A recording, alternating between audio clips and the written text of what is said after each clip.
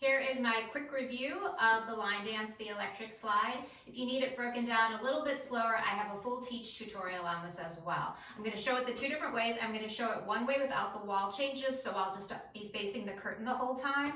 That's the easiest way to get the steps down if you're new to the dance. And then I will also show what it looks like with the wall changes. Okay, so this one starts out with a grapevine to the right, grapevine to the left, then you take 2 steps back, then front touch, back touch, and if you're not doing the wall changes, just take a step forward and a tap.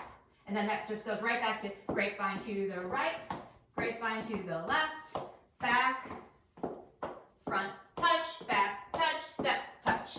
Okay, if you're doing it with the wall changes, which is the way you usually see it done at weddings and parties, it looks like this. So, grapevine to the right, grapevine to the left, 2 steps back, front touch, back touch, and then you're just going to take a little quarter turn to your left.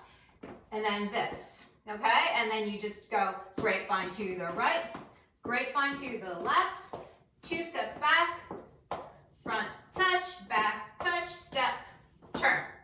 Grapevine to the right, grapevine to the left, 2 steps back, front touch, back touch, step, turn.